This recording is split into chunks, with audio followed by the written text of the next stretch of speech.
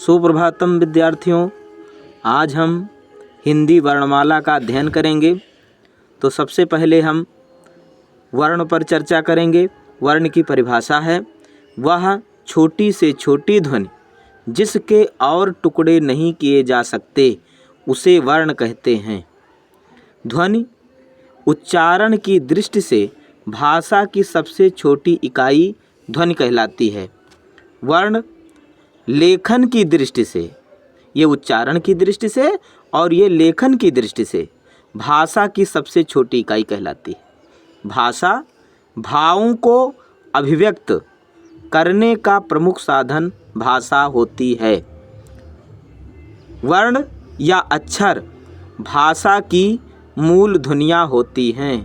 वर्ण या अक्षर भाषा की मूल ध्वनियाँ होती हैं। कोई पूछता है कि मूल ध्वनियाँ क्या हैं, तो वर्ण या अक्षर भाषा की मूल ध्वनियाँ होती हैं। वर्णमाला वर्णों के समुदाय को या व्यवस्थित क्रम को वर्णमाला कहते हैं। हिंदी वर्णमाला में 52 वर्ण होते हैं। वर्णों के भेद में स्वर और व्यंजन ये दो आते हैं। वर्णों की संख्या, स्वर की संख्या 11 मानी गई है। स्पर्श व्यंजन की संख्या 25 मानी गई है, यानी का से लेकर के और मा तक। अंतस्थ व्यंजन की संख्या 4 मानी गई है। या रा लावा उस व्यंजन की संख्या शा शा शा हा 4 मानी गई है। संयुक्त व्यंजन छा त्रा ज्ञा और श्रा, इसकी संख्या 4 मानी गई है। आगत व्यंजन की संख्या 2 है। अयोग वाह की संख्या 2 है। स्वर, अब स्वर पर सबसे पहले हम चर्चा करते हैं। ये है, तो यहाँ स्वर सबसे पहले है। जिन वर्णों का उच्चारण बिना किसी अवरोध के तथा किसी दूसरे वर्ण की सहायता के बिना होता है उन्हें स्वर कहते हैं। स्वर का अर्थ है ऐसा अक्षर जिसका उच्चारण स्वयं होता है। स्वर को अच भी कहते हैं। स्वर स्वतंत्र पूर्वक बोल दे जाते हैं, यानी स्वतंत्रता से इनका उच्चारण होता है। स्वरों की संख्या 11 है। छोटा, बड़ा, छोटी, बड़ी, छोटऊ, बड़ऊ, री, ए, आए, ओ, आओ, ये 11 स्वर हैं। स्वर के भेद, इसके 6 भेद हैं।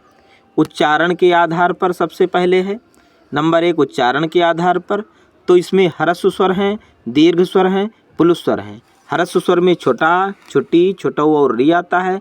दीर्घ में बड़ा, बड़ी, बड़ऊ, ए, आए, ओ, आओ आता है। पुल्लिंग में ओम आता है। ये इन दोनों वर्णों से ज़्यादा समय लगता है। इनमें ह्रस्व और दीर्घ वर्णों से ज़्यादा समय लगता है ओम, इस तरह से, तो इसे पुल्लिंग स्वर कहते हैं। ये इन दोनों से बड़ा होता है। ह्रस्व स्वर, इनके उच्चारण में केवल एक मात्रा का समय लगता है। इनको मूल स्वर भी कहते हैं, यानी ह्रस्व स्वर को मूल स्वर भी कहते हैं, तथा इनके उच्चारण में कम समय लगता है। इनकी संख्या 4 है। आ, ई, उ, री। दीर्घ स्वर, इन स्वरों के उच्चारण में ह्रस्व स्वर से 2 गुना यानी 2 मात्राओं का समय लगता है। इनकी संख्या 7 है। अगला है पुल्लिंग स्वर, इनके उच्चारण में 2 से अधिक मात्राओं का समय लगता है। ओम, जैसे हमने भी पहले बताया। मुख के खुलने के आधार पर, दूसरा, पहला नंबर 1 उच्चारण के आधार पर था और दूसरा है मुख के खुलने के आधार पर, यानी जिस प्रकार मुख खुलता है उस आधार पर। इसके 4 भेद हैं। इसके कितने भेद हैं? 4। ये ध्यान देने योग्य। सबसे पहला है विवृत स्वर। विवृत का अर्थ होता है खुला, तो इनकी संख्या कितनी है? 1 और 1 2, यानी आ, तो सबसे ज़्यादा जोर लगता है, मुंह पूरा खुल जाता है। आ और आ, तो इस प्रकार से ये दोनों विवृत यानी खुले हुए। अर्ध विवृत स्वर, अर्ध का मतलब आधा खुला, आधा खुला हुआ, तो अ, आए, आओ, अ, आए, आओ, इनकी संख्या 3 है।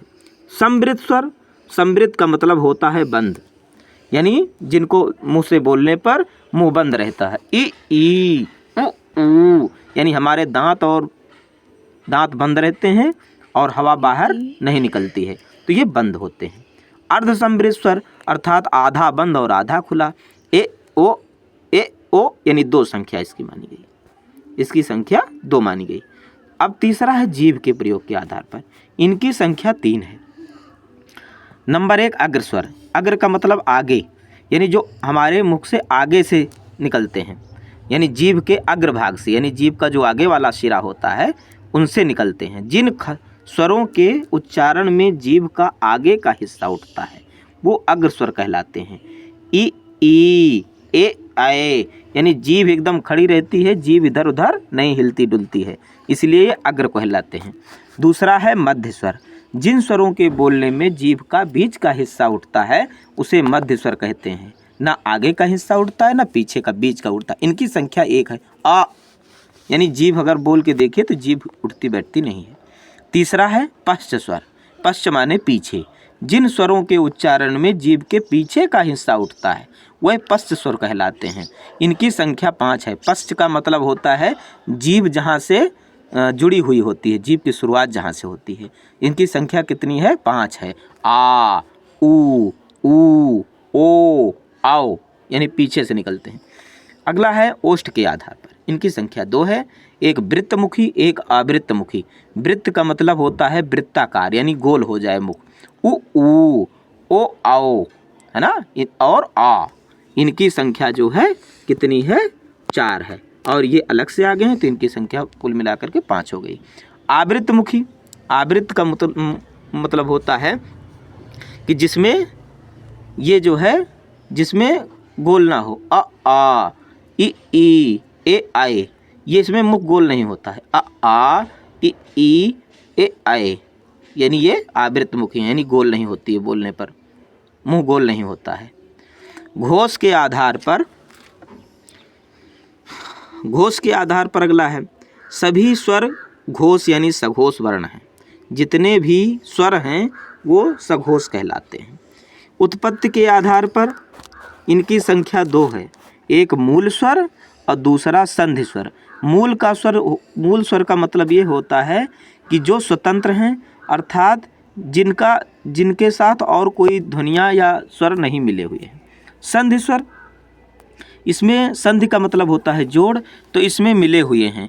ए, आए, ओ, आओ, देखिए किन से मिलके बना है। छोटा और छोटा मिलकर के बड़ा बन जाता है, छोटी छोटी मिलाकर के बड़ी बन जाती है, छोटा ऊ मिलाकर के बड़ा ऊ बन जाता है। इन्हें सजातीय स्वर कहती हैं। सजातीय का मतलब होता है एक जाति की। तो देखो छोटा है, छोटा एक जाति का है, छोटी छोटी एक जाति की है, छोटा ऊ एक जाति का है। इन्हें सजातीय स्वर भी कहते हैं। दूसरा है आ और ई। आ ने ई के साथ संयोग सबसे पहले किया, आ ने ई के साथ संयोग किया तो यहाँ पर ए का निर्माण हुआ। फिर उसी आ ने ए के साथ संयोग किया, आ ने ए के साथ संयोग किया, यानी यहाँ मिले दोनों।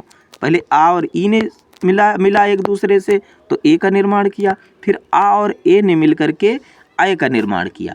आ और ए ने मिल करके आय का निर्माण किया। फिर इस आ ने ऊ से फिर संबंध बनाया। आ और ऊ के जब संबंध बने तो ओ हो गया। और फिर आ और ओ के संयोग से औ का निर्माण हुआ।